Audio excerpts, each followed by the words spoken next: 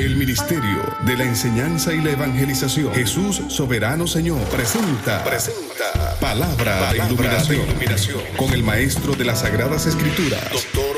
José Briceño. Quédate con nosotros para que recibas las bendiciones que el Dios Eterno ha plasmado para ti en su palabra. Esto es Palabra de Iluminación. Bendiciones. De nuevo el Maestro José Briceño, transmitiendo verdades del reino, la verdad verdadera, la verdad absoluta, que está plasmada en el texto sagrado en relación al pensamiento de Dios, en relación al pensamiento de las tinieblas y en relación al pensamiento de la forma como los hombres pensaron en lo personal. Eso es el trabajo, debe ser el trabajo de los 5 ministerios: apóstol, profeta, evangelista, pastor y maestro. Lo entendí claro según el mandamiento que está establecido en la palabra. Dice que él constituyó ministros, domatas, 5 ministerios para perfeccionar a los santos. Y de eso me ocupo, ese es mi trabajo. Esta verdad que fue la que creó el vasto universo, el mundo, desde el punto de vista cosmogónico y cosmológico, fue creado por un dictamen de Dios. Ese verbo, la palabra, Dios la dio, y el Espíritu Santo tomó ese dictamen e hizo, formó, creó, incubó. Dice que se movía sobre la faz de las aguas, y la palabra moverse es incubar, del hebreo. Creaba, pero el Espíritu Santo a su vez es el encargado de sustentar, suministrar, administrar el vasto universo, tanto desde el punto de vista cosmogónico como cosmológico, a través de la palabra. No solamente Dios creó y el Espíritu Santo formó, el verbo estaba incluido allí, sino que también sustenta en el universo. Les habla el Maestro José Briceño desde el estado de Texas, la hermosa ciudad de Dallas, transmitiendo para un mundo internacional, por ende. Estoy desarrollando el tema de la fe. Ya este es nuestro estudio número 19. Desarrollando el tema de la fe, bajo el título Fe Inconmovible. Y estamos tocando el tópico acerca de lo que son los 4 pasos de la fe. Ya presenté 3 de ellos. El oír,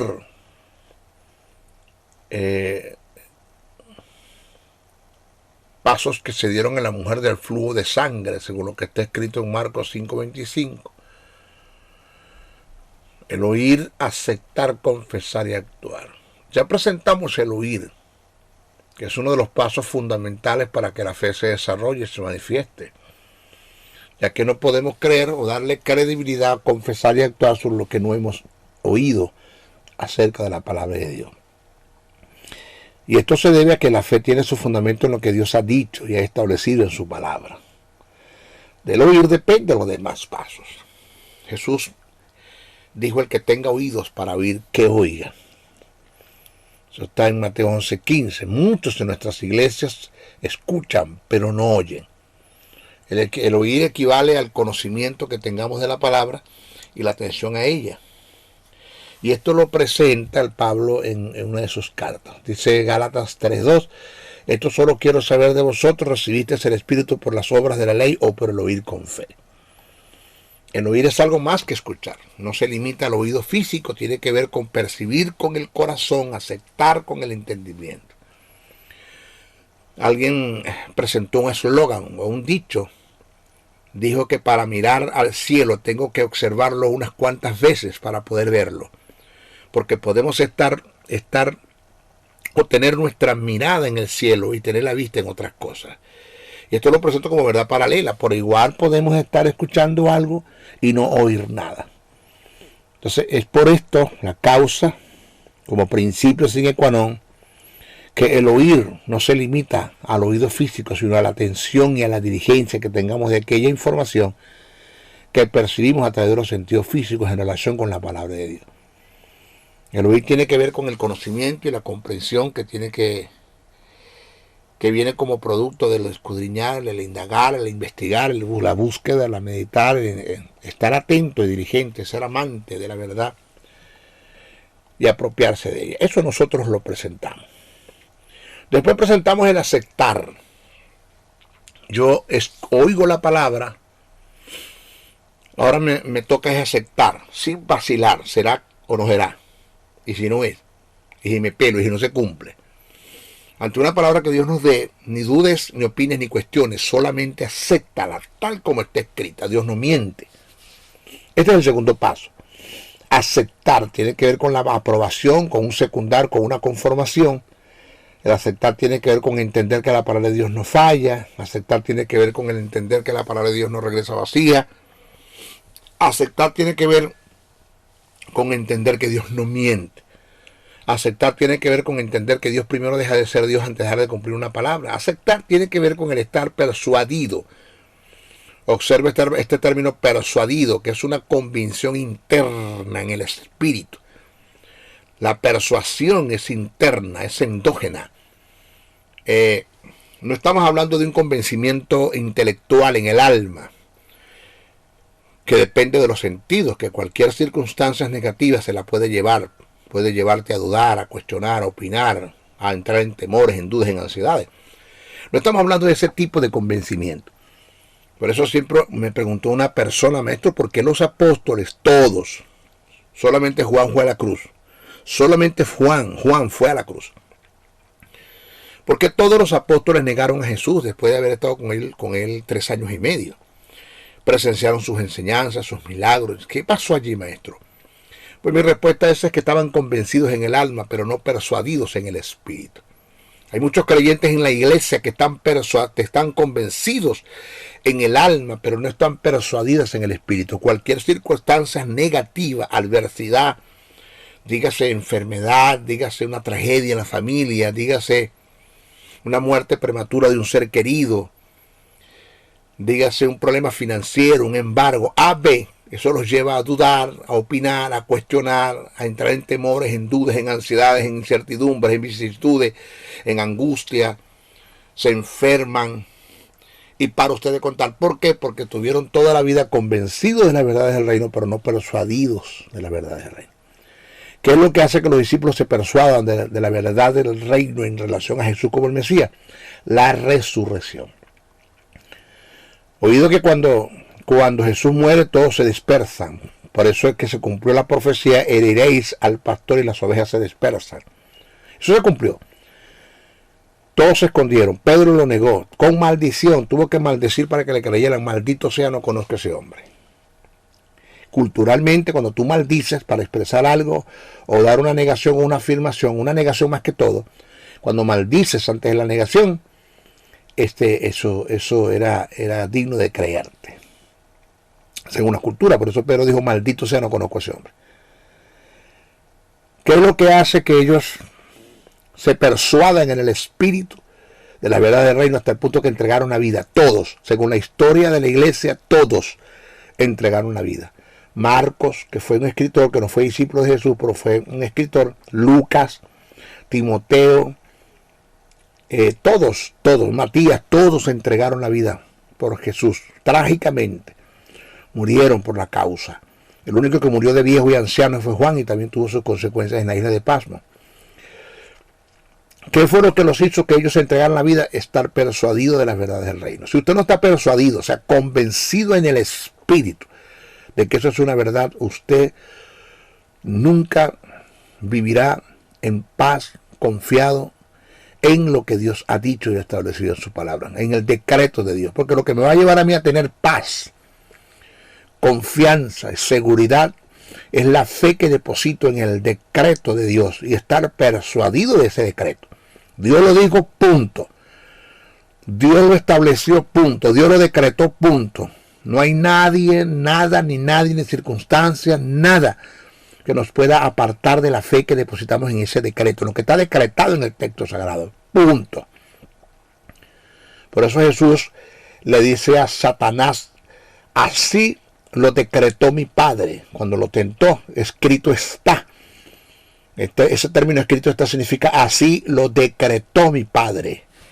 Y punto. Lo que Dios decretó en relación a mi bendición, a mi sanidad, a mis promesas, a mi legado, son verdades equitativas.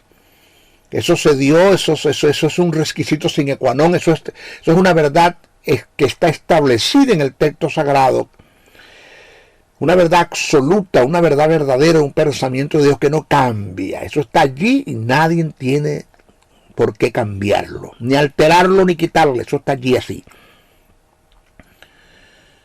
Entonces, el aceptar tiene que ver con estar persuadido de la verdad del reino de Dios. Eso de estar persuadido es más que un mero convencimiento de la verdad. El convencimiento es intelectual, almático, es algo que tiene que ver con lo relativo. El estar persuadido es un convencimiento absoluto en el espíritu. Es aquello que te lleva a tener una firme determinación hasta el punto que por nada abandonas la verdad que tiene relación con el reino eterno. Tú me matas, pero eso es así. Por eso Pablo le dice a Timoteo, pero persistes tú en lo que has aprendido y te persuadiste, sabiendo de quién has aprendido y que desde la niñez has sabido las sagradas escrituras. ¿Ok? Una vez que hayas oído la palabra, pues yo le doy una aceptación sin cuestionar, ni vacilar, ni opinar, entendiendo que esta es la verdad de Dios, que no miente, que no regresa vacía, que no falla, que no mengua, que no se devalúa, que no se altera. Una vez que yo haya aceptado, paso a la confesión. Voy a confesar. Pablo dijo, pero teniendo el mismo espíritu de fe, conforme a lo que está escrito, creí. Entonces es acá cuando entramos en la confesión, pero no en el acuerdo mental. Oído, no en el acuerdo mental, en el positivismo, en la cibernética, en el yoga, en la ciencia cristiana, en el decreto, en el profetizo sobre ti. No es caer en ese terreno. Eso no es lo que el maestro Briseño está enseñando. Tengan mucho cuidado, porque siempre he enseñado una verdad que tiene que ver con el principio, que tiene que ver con un principio de fe, que por la fe yo no puedo negar una verdad relativa, que es relativa porque está sujeta a cambio, pero sigue siendo una verdad. O sea, la fe no niega las circunstancias, la fe cambia las circunstancias. Si a mí me duele la cabeza, hermana, ¿de usted le duele la cabeza? Si diga que no le duele por fe, eso no es fe, eso es presunción. Por eso que solo la eternidad nos revelará las verdades de aquellos que murieron creyendo que tenían fe y no era fe lo que tenían. Vuelvo a repetir, solo la eternidad nos revelará y nos informará el qué pasó con aquellos que murieron creyendo que tenían fe y no era fe lo que tenían. Eso hay que tener muchísimo cuidado. Entonces, en cuanto al tópico de confesar, debo presentar una verdad que es suma importancia. Quiero repetir esto porque ya me llamaron, maestro, ¿lo puede explicar un poquito mejor? Lo voy a explicar mejor. El confesar no tiene nada que ver con el decretar, declarar, recíbelo, recházalo, entre otras cosas. Esto que acabo de nombrar son prácticas ocultistas introducidas en la iglesia, conllevada por la metafísica de Connie Méndez. Es una doctrina satánica, es un pseudismo de la fe que no permite que Dios opere, que no permite que haya presencia, que tanto lo necesita en la iglesia. Es una doctrina de Connie Méndez, es una doctrina satánica que pretende ocupar y reemplazar las expresiones dichas por Jesús en la oración que hiciera en el Getsemaní cuando dijo, hágase tu voluntad. O sea que el poder no está en confesar al azar, vagamente, sino el confesar en fe lo que ya decretó Dios, lo que ya está decretado por Dios. Y que dicho decreto es parte de nuestra herencia, de nuestro legado, de nuestra bendición, de nuestra posición. Ahí está el secreto. Entonces, la psicología se maneja mucho en estos ámbitos y proviene de quienes promueven la nueva era. El creer en este terreno, el caer en este terreno, es como el querer invocar a Dios como especie de un genio, el cual tiene que concederme mis deseos, porque mi voluntad es más importante y de mayor valor que la voluntad del Eterno. Fíjense, terreno hasta donde hemos caído. Entonces, el decretarlo, declararlo, el recibirlo, rechazarlo, eso es parte de un acuerdo mental. Es el tratar de depositar la fe en la fe. Y eso se le llama feitismo. Una cosa es estar persuadido de la verdad del reino eterno y en ella es depositar mi fe. Y la otra sentar en el terreno de la presunción. La fe es una persuasión, no una presunción. Entonces es necesario presentar la verdad en relación a lo que es un decreto. Voy a presentar esa verdad.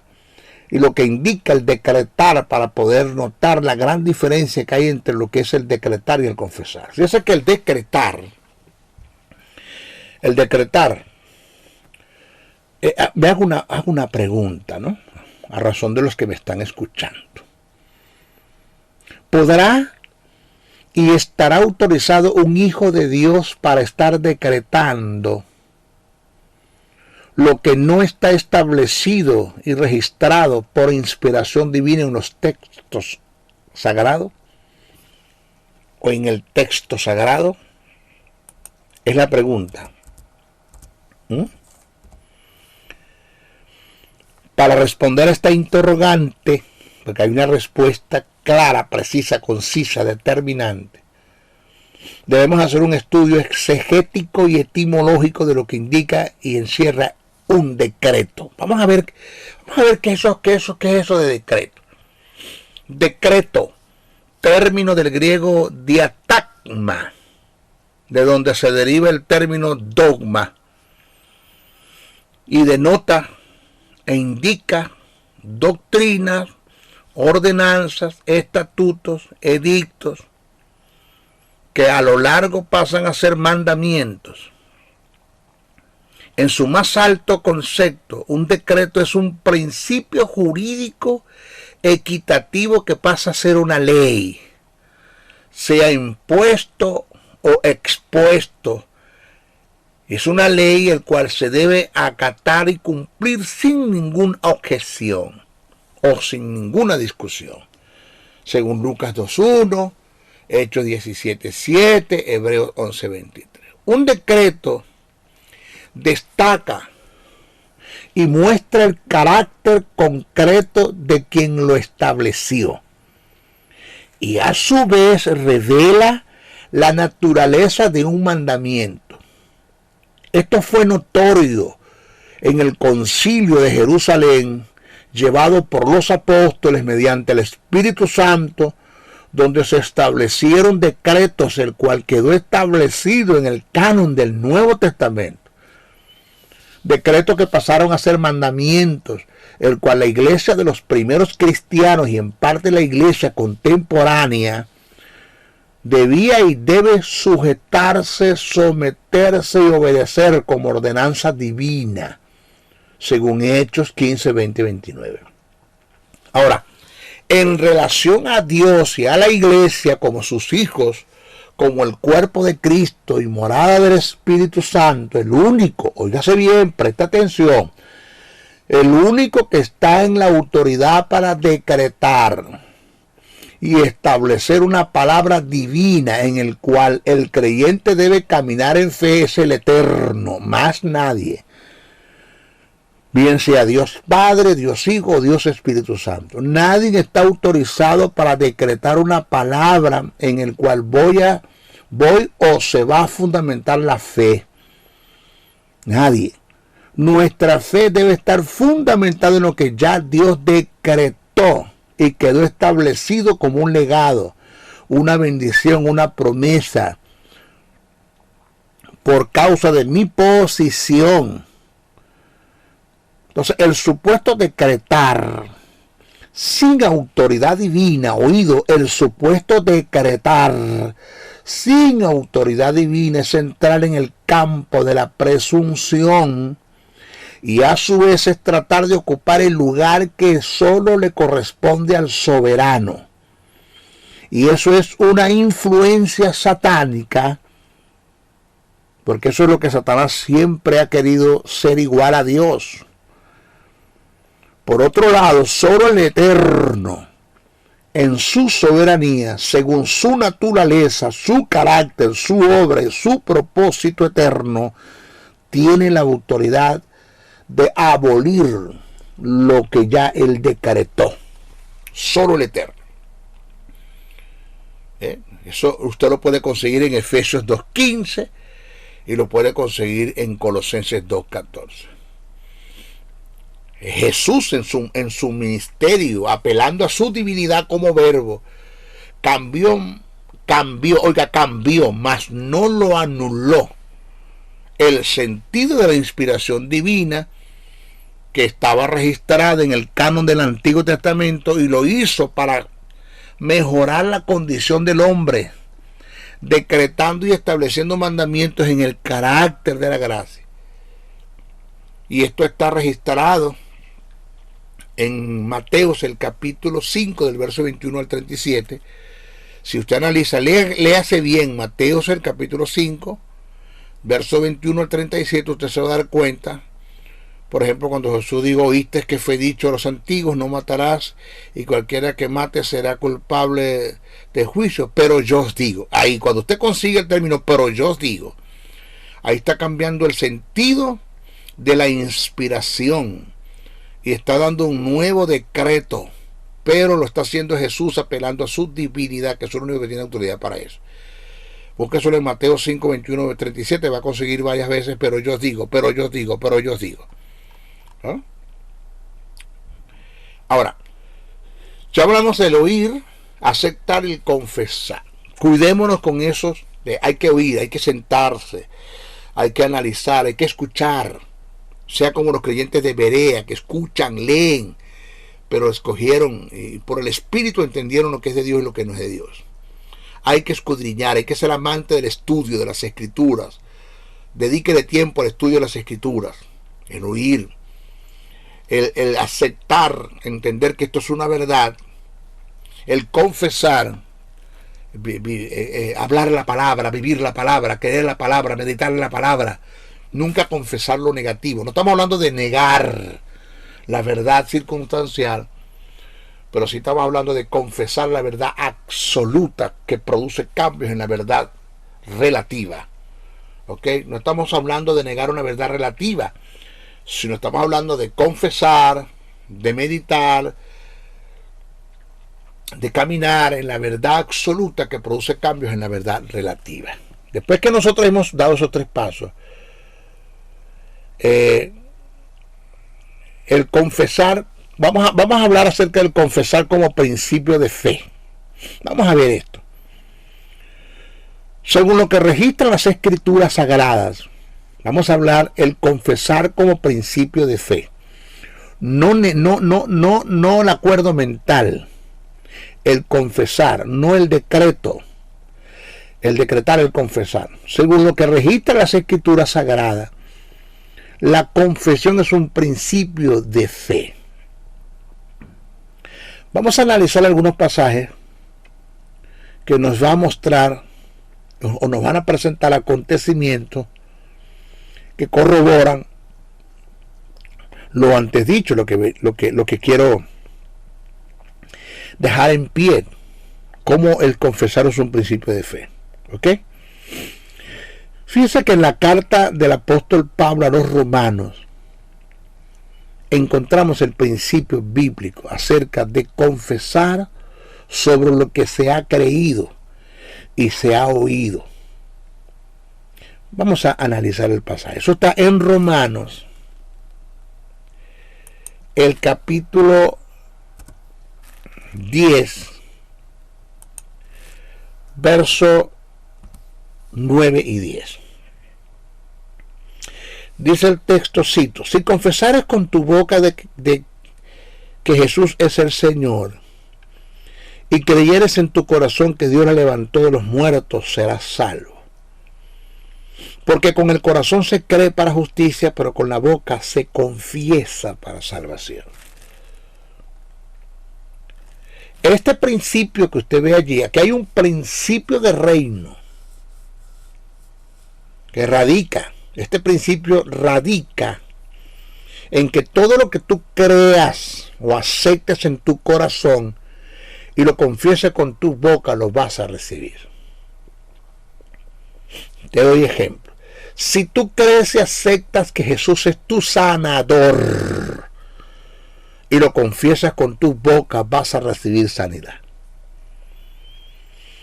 Aquí está el problema de que hay gentes en nuestras congregaciones, ministros que están enseñando que Dios prueba a la iglesia con enfermedad, que la voluntad de Dios es que los creyentes, muchos de ellos, pasen por la enfermedad, o que Dios permita la enfermedad. Si esa es tu creencia, si tú crees que Dios puede usar la enfermedad para probarte, si tú crees que Dios permite la enfermedad por alguna causa, pues tu pensamiento está muy lejos del pensamiento de Dios, porque Dios no piensa así. El deseo de Dios es que nosotros seamos prosperados en todas las cosas y que tengamos perfecta salud. Dice el texto, segunda de Juan verso 2, dice: amado, yo deseo que seas prosperado en todas las cosas y que tengas salud, así como prospera tu alma. Ese término salud del griego es eubieno, que tiene que ver con el que nunca tenga que sanarte, con el que te mantenga sano. O sea que el texto lo que quiere decir es: amado, yo deseo que tú seas prosperado en todas las cosas y que te mantengas en perfecta sanidad hasta el punto que Dios nunca tenga que sanarte. Entonces, si tú eres de lo que crees que Dios permite enfermedad, que Dios prueba con la enfermedad, pues nunca esperes que Dios te sane, porque esa es tu forma de pensar, está muy lejos del pensamiento de Dios, es un pensamiento satánico.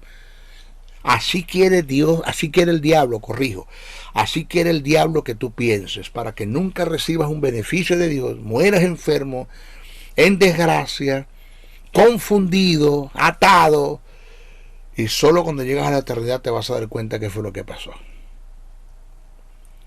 Entonces, en Isaías lo dice claro: él llevó nuestras enfermedades, ya las llevó. ¿Cuántas nuestras? ¿Cuántas? Todas nuestras enfermedades.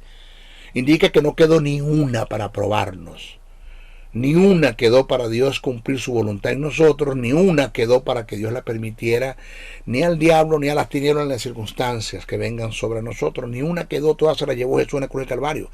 Nosotros fuimos libres de toda enfermedad, de todo virus, de toda pestilencia, de toda plaga, de todo parásito, de toda pandemia. Nosotros fuimos libres de todo tipo de enfermedad. Nuestro cuerpo, si nos mantenemos en fe en lo que está decretado en el texto sagrado, en el pensamiento de Dios en relación a nuestra sanidad, si nos mantenemos en fe, el Espíritu Santo se va a encargar de mantener nuestro cuerpo en sanidad perfecta, inmune a todo tipo de enfermedad. Por eso el texto dice: si el espíritu de aquel que levantó a Jesús entre los muertos mora en vosotros, ese espíritu vivificará vuestros cuerpos mortales. Me llama la atención que no dice resucitará vuestros cuerpos muertos. Óigame, no dice resucitará vuestros cuerpos muertos, sino vivificará vuestros cuerpos mortales. Entonces ahí no está hablando de la resurrección, no está hablando del arrebatamiento de la iglesia. El término vivificar es un término en griego que significa sustentar, sostener, mantener, darle mantenimiento, que es el mismo texto que se utilizó en Hebreos para hablar acerca de que Dios sustente el universo con la palabra de su poder. Sostiene, mantiene, le da mantenimiento. Entonces dice a nuestros cuerpos mortales, o sea que están sujetos a la muerte, que algún día van a morir. Pero lo que quiere decir el texto es que el Espíritu Santo, cuando nosotros caminamos los principios del reino eterno, persuadidos de la verdad del reino, caminando en una vida conforme a los principios del reino, en santidad, en fe, en autoridad, en el principio del reino, en el fruto del Espíritu, no teniendo problemas de ningún tipo de pecado, de inmoralidad sexual, de problemas con el dinero, de resentimiento, de la lengua, de cualquier tipo de pecado. Vivimos una vida en el Espíritu, dirigido por el Espíritu. El Espíritu Santo se va a encargar de mantener nuestros cuerpos en perfecta salud para que lleguemos a una muerte en plena vejez, como dice el texto, como murió David, como murieron todos, la mayoría de todos, murieron en plena vejez, con vida, con fuerza. Adolescente de 120 y 150 años se llevó Dios, porque cuando Moisés muere de 120 años, pero todavía su vista estaba muy larga, veía bien, tenía fuerza. Dios se llevó un adolescente de 120 años. David murió anciano de larga vida.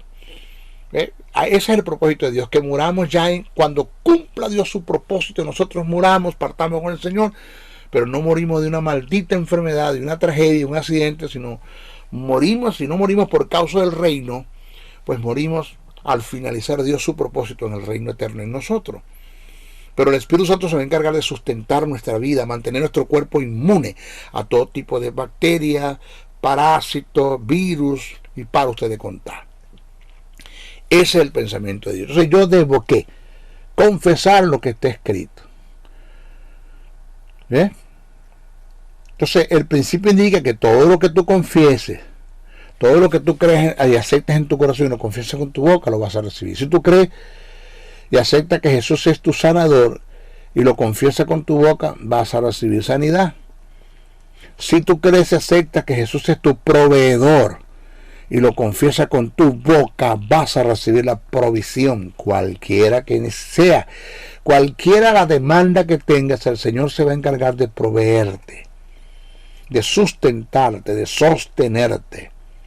Jesús no te va a sacar a un baile, te va a dejar en medio de la pista bailando solo. Él va a terminar la pieza contigo. El que comenzó en ti la obra la va a perfeccionar. Eso sí, te mantienes en los principios del reino. Porque hay muchos que dicen, maestro, la Biblia dice que los que aman a Dios todas las cosas le ayudan a bien. No, todas no. Todas no. Cuando dice que todas las cosas te ayudan a bien, es todas las cosas que te pasen mientras, siempre y cuando te mantengas en el amor de Dios, que tú ames a Dios como Dios te ama, sin reservas, incondicionalmente, amas a Dios, honras a Dios, tienes respeto por lo sagrado, tienes sentido de conveniencia, todo te es lícito, pero que no todo te conviene. Escoge lo que va acorde al reino, lo que edifica, dice el apóstol Pablo. Tienes sentido de traslado, fuiste trasladado de las tinieblas a la luz, sabes que en las tinieblas no vas a hacer nada y tú no vas a coger para allá para nada. Te mantienes en el propósito eterno. Todo lo que te pase te ayuda para bien. Eso es lo que dice el texto sagrado. Entonces, no vas a tener necesidad de nada. Joven fui y envejecido, dice David, y no he visto justo desamparado, ni su descendencia que mendigue el pan. Eso está ahí escrito. Está escrito. Pero siempre y cuando te mantengas en los principios del reino, confesando y aceptando de que Jesús es tu proveedor, que ese es Jehová Rafa, que fue tu sanador, que es tu sanador en el Antiguo Testamento, sanó a Israel, se manifestó en la vida de Jesús. Jesús es nuestro Rafa, pero que también Jesús es nuestro Jehová, el Shaddai, el que amamanta, el que da su seno y nos da de mamar de su leche. Eso es lo que significa el Shaddai, el amamantador. Jesús es nuestro sustento, Él nos sostiene. Pero debo creerlo, oírlo, aceptarlo, confesarlo, tal como está escrito. Entonces el texto dice, con el corazón se cree y con la boca se confiesa. Ese es el principio. Y esto lo debemos aceptarlo a todas las áreas de nuestra vida y adaptarlo a todas las áreas de nuestra vida. Jesús dijo, cualquiera que le dijere, y decir es confesar. A este monte, quítate y échate al mar, y no dudar en su corazón. sino que creyere que será hecho lo que dice, lo que diga será hecho. Eso está en Marcos 11:23. Según el pasaje, lo que digas y creas y aceptes y le des credibilidad será hecho. El Evangelio de Mateo nos da un ejemplo cómo la confesión tiene que ver con la fe. Vamos a ver. Entrando Jesús en Cafarnaúm, vino a él un centurión rogándole y diciéndole: Señor, que el término que utilizó es Kyrios, palabra que no debía salir de la boca de un centurión solo para dirigirse al César. Ya el simple hecho de que un centurión le haya dicho a Jesús Kyrios, ya ahí hay fe. Ahí hay fe. Ya ahí se tiró todo el riesgo del mundo. Y le dice: mi criado está postrado en casa, paralítico, gravemente atormentado. Jesús le dijo: yo iré y le sanaré. Observe bien, porque hemos leído Biblia, pero no hemos analizado esto. Respondiendo el centurión y dijo: Señor, Kyrios, otra vez, no soy digno de que entres bajo mi techo. Por cultura, un judío no debería entrar en la casa de un gentil, y menos de un soldado romano, menos. Se consideraban puercos, se consideraban animales, se consideraban gentes despiadadas. Entonces dice: Señor, no soy digno de que entre bajo mi techo. Solamente di la palabra. Oiga esto, di la palabra y mi criado sanará. Aquí está la confesión en dos partes: en lo que el centurión dijo y en lo que el centurión le dijo a Jesús que dijera. Fíjese. Porque también soy hombre bajo autoridad y tengo bajo mis órdenes soldados, y digo a este ve y va, al otro ven y viene, y a mi siervo haz esto y lo hace. Al oír, observe usted el término oír, Jesús. Al oír Jesús, observe el término oír, que tiene que ver con la confesión. ¿Quién confesó? El centurión. ¿Quién huyó? Oyó Jesús. ¿Qué oyó Jesús? La confesión en fe. Dice: al oír Jesús, se maravilló y dijo a los que le seguían: de cierto os digo que ni aún en Israel he hallado tanta fe. Esto está registrado en el Evangelio de Mateo, el capítulo 8, versos 5 al 10. Obsérvelo bien. La pregunta está en esto, haciendo un análisis del texto. ¿Cómo supo Jesús que el centurión tenía fe? Si la fe está en el mundo espiritual, es algo abstracto, algo que no se ve. ¿Cómo supo Jesús que el centurión tenía fe? La respuesta es por su confesión. Por su confesión.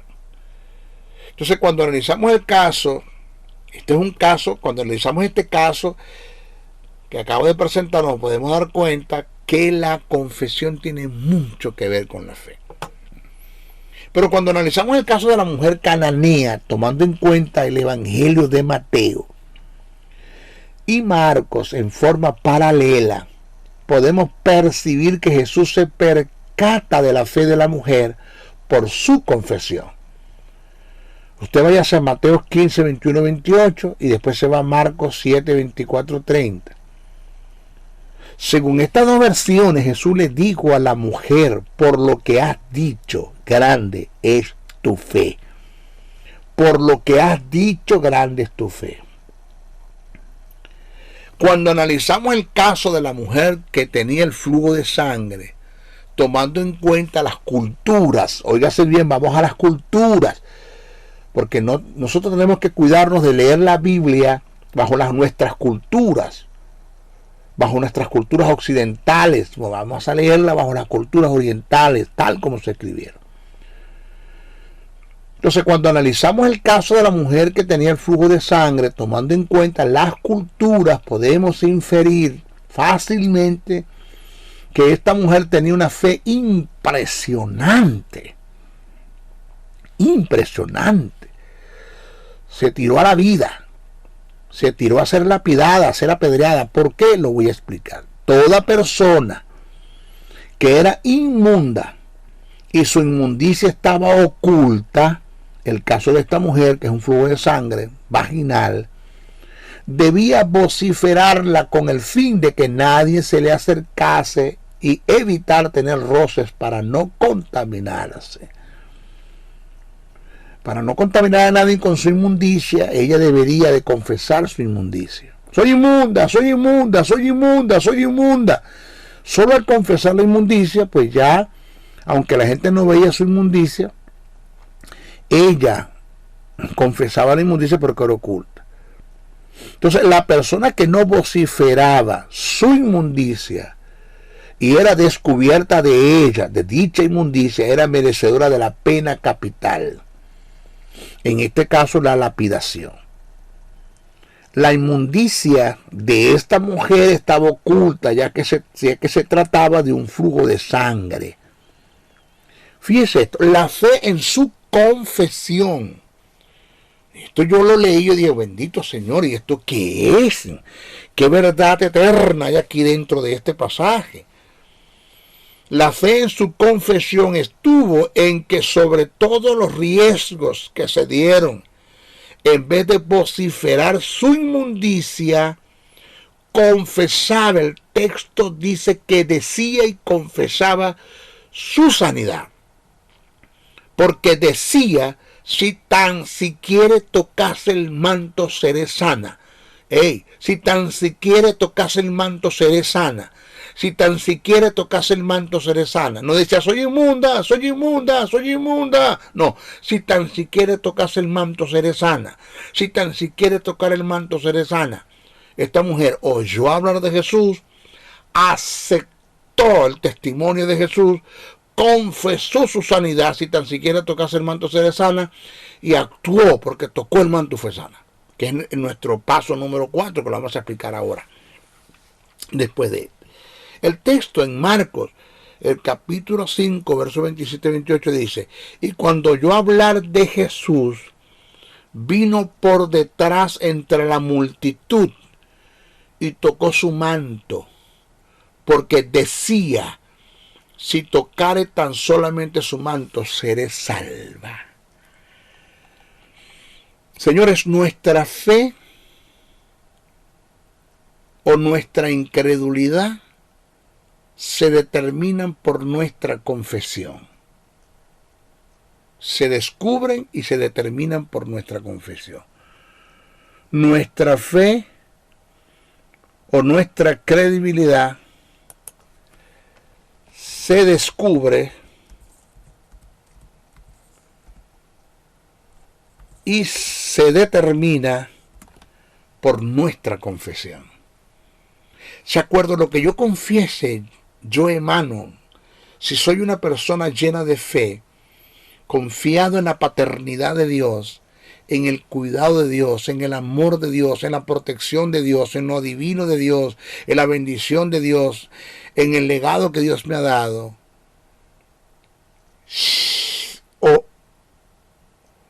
o niego todas estas cosas. Porque nuestra fe o nuestra incredulidad, allí se descubre y se determina nuestra confesión. ¿Así? Ahora, alguien dijo, nunca, óigame este pensamiento que me gustó mucho cuando lo leí, nunca estuve tan derrotado hasta el mismo momento en que confesé mi derrota. Lo vuelvo a repetir, nunca estuve tan derrotado hasta el mismo momento en que confesé mi derrota. Por eso digo que en nuestra fe o nuestra incredulidad se descubre o se determina por nuestra confesión. Vuelvo a repetir. Nuestra fe o nuestra incredulidad se descubre o se determina por nuestra confesión. Vamos a ver qué dice el texto sagrado. Proverbios 18:20 dice: del fruto de la boca del hombre se llenará su vientre y será saciado el fruto de sus labios. Salmo 116:10 dice: creí, por tanto así hablé. Punto. El apóstol Pablo en segunda carta a Corintios, el capítulo 4, verso 13 dice: pero teniendo el mismo espíritu de fe, conforme a lo que está escrito, creí, por lo cual hablé. Nosotros también creemos, por lo cual también hablamos, según lo que está decretado en el texto sagrado de lo que mi Padre dijo. Punto. Ahora, ¿a qué se debe la confesión negativa en el creyente? ¿A qué se debe? ¿Por qué tanto? ¿Por qué yo no puedo entender cómo el gran porcentaje de los que están en nuestras iglesias como hijos de Dios, feligreses, viven una vida totalmente hablando sandeces, locuras, hablan desfasados del pensamiento de Dios y son las mismas tinieblas hablando. El 80% de nuestros feligreses viven negativamente en su forma de hablar y de pensar y de hablar. Entonces siempre la pregunta es: ¿a qué se debe la confesión negativa en el creyente? La respuesta es: a la poca formación de la palabra. A través de la confesión puedes captar hasta dónde la palabra se ha formado o desarrollado en la vida del creyente. A través de la palabra. Jesús dijo: porque de la abundancia del corazón habla la boca. ¿Qué tienes en el corazón? Eso va a salir por tu boca. ¿Eres un hombre que conoces el pensamiento de Dios en relación a A o a B? Así vas a hablar. Así vas a honrar a Dios en tu vida. Vas a desechar a todos aquellos que no desechar como persona, pero su forma de ser, lo vas a corregir, lo vas a instruir. A todos aquellos que viven a tu lado, que están a tu lado, que se lo mantienen maldiciendo, manimponiendo, confesando lo negativo, las maldiciones. Eso lo vas a rechazar porque es que tu corazón no está allí. En tu corazón está el pensamiento de Dios, que son en gran manera buenos, aceptables, bondadosos, paternos, amorosos. Proverbios, el capítulo 23, verso 7 dice: lo que el hombre tiene en el pensamiento, así es en el corazón. De mí emana la bendición, la bendición. Siempre Dios te bendiga, bendiciones, que el Eterno te prospere. En las circunstancias negativas, la bendición por delante siempre, no negando las circunstancias, pero a través de la fe en la palabra, el Espíritu Santo va a operar y va a cambiar las circunstancias.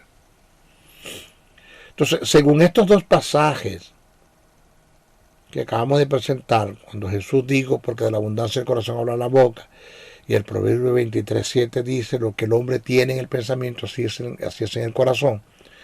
Según estos dos pasajes, el problema del hombre no está en la lengua, sino en el corazón. Entonces, cuando hablamos de la formación de la palabra de Dios en el creyente, estamos expresando la necesidad. Oigas esto.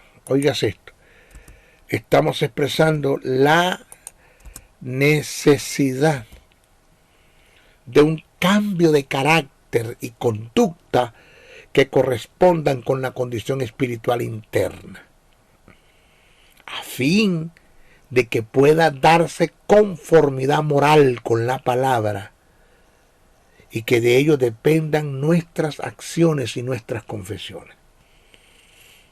Pablo expresa la necesidad que hay de la formación de la palabra en el creyente. Gálatas, el capítulo 4, verso 9, dice: hijitos míos, por quienes vuelvo a sufrir dolores de parto, hasta que Cristo sea formado en vosotros. Observe el término formados allí.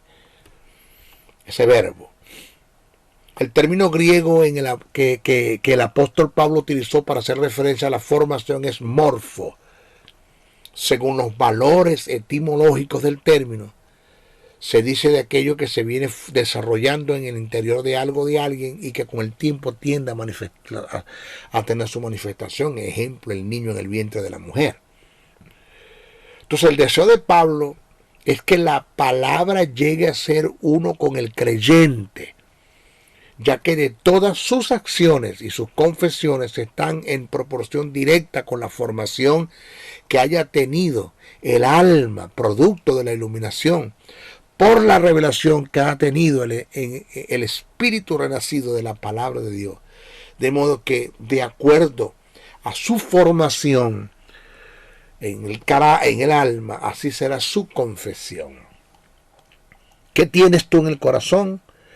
El pensamiento de Dios. ¿Conoces el pensamiento de Dios? ¿Conoces cómo Dios piensa en relación a la sanidad, en relación a la finanza, en relación a la salvación, en relación a la justicia, en relación a la autoridad, en relación al matrimonio, en relación a la inmoralidad sexual, en relación al amor al dinero, en relación al litigio, en relación a las raíces, a los resentimientos? ¿Conoces tú el pensamiento de Dios en relación a eso? ¿Te ajustas a eso? Caminas en eso, confías en eso, vas a ser bienaventurado toda la vida. No estoy diciendo que no vas a tener ataques, vienen, pero en la fe se van. No estoy diciendo que no van a venir enfermedades, pueden venir a tu cuerpo, pero está invadiendo el templo del Espíritu que no le pertenece y se tiene que ir. En el peor de los casos que llegue. Pero con la inmunidad que el Espíritu Santo le va a dar a tu cuerpo, él se va de una vez, en el nombre de Jesús. Nuestro próximo paso es actuar. Lo vamos a enseñar en nuestra próxima clase. ¿Ok? Se despide el maestro José Briceño. No sin antes pedirle, por favor, oren mucho por mí. Intercedan mucho. Todo lo que ustedes puedan, intercedan. Solo la eternidad me va a revelar a mí cómo el Eterno, Jesús o el Espíritu Santo, los ángeles intervinieron a mi favor por causa de la intercesión que muchos hicieron por mí. Solo la eternidad me revelará eso. Oren mucho por mí, no dejen de orar. Bastante, es la mejor ofrenda que ustedes pueden darme. Oren mucho, intercedan mucho. Que Dios me cubra, que Dios envíe sus ángeles para librarme de todo. Oren por mi familia, oren por mi hijo, por mi hija, por mi esposa, por mis familiares, por el ministerio. Oren, sigan orando, no dejen de orar por mí. Segundo, no se queden con este mensaje, por favor, envíenlo a otros. Si tienen un canal en YouTube, bájenlo, edítenlo, sáquenlo por su propio canal. Yo no tengo problemas con eso, háganlo. Háganlo. No se queden con este mensaje, compártanselo a todos esos grupos que están en WhatsApp, el grupo de Facebook, de Instagram, compártanlo. Necesitamos que el mundo sea lleno del conocimiento de las verdades del reino. Estamos cansados de tanta mentira, de tanta religión, de tanto amarillismo, de tanto teatro, de tanto show, de tanto espectáculo en nuestras congregaciones. Ya la gente, como no tienen nada que decir porque no conocen el texto sagrado, pues se van a estas cosas y mantienen entretenido al pueblo, que eso no lo necesita el pueblo. La iglesia necesita presencia del Espíritu, la presencia del Espíritu. Compartan estos mensajes. Y tercero, si puedes enviar una ofrenda, envíala, te lo agradecemos. De esto vivimos, de esto me ocupo. Y tú debes convertirte, no es que tienes, porque no es obligado, en el reino nada es obligado, en la gracia nada es obligado. Debes convertirte en un agente generador de los bienes del reino. Conforme Dios te da dinero, porque te dio una empresa, eres un empresario, pues con tu dinero debes sostener a los que están trabajando seriamente en el reino y afectando las tinieblas. Y más, si tú eres una persona que estás aprendiendo de este ministerio, debes ser copartícipe de toda buena obra aquel que te instruye en la palabra, dice el apóstol Pablo. Comparte una ofrenda conmigo, envíala. ¿Cómo lo hacemos, maestro? Ahí está mi teléfono, 786-604-3352, 786-604-3352. Me llama. O está mi correo electrónico, josn77bricenoa77@gmail.com. Ahí están los caracteres de la imagen que tienes al frente, ahí está. Ahí se ve mi correo y se ve mi teléfono. Me llamas o me escribes y me preguntas cómo hacemos para hacerle llegar una ofrenda. Yo te doy la información. Te lo agradecemos. De una cosa estoy seguro. Ni un centavo que tú des le vamos a dar mal uso. Ni un centavo que tú des. Soy un buen administrador. Soy administrador para poder ministrar. Nadie puede ministrar si no administra. Soy un buen administrador para ministrar las verdades del reino. Así que te esperamos con una ofrenda, con tu oración y compartes estos mensajes. ¿Ok? Se despide el maestro José Briceño. Hasta nuestra próxima oportunidad. Bendiciones, bendiciones, bendiciones. El Ministerio de la Enseñanza y la Evangelización, Jesús Soberano Señor, presentó Palabra de Iluminación. Te invitamos a un nuevo espacio de corte similar por nuestros diferentes medios de comunicación. Contáctanos en los Estados Unidos al WhatsApp +01-786-604-3352 y a los correos josn77bricenoa77@gmail.com y a maestrojosebriceno.blogspot.com. Bendiciones.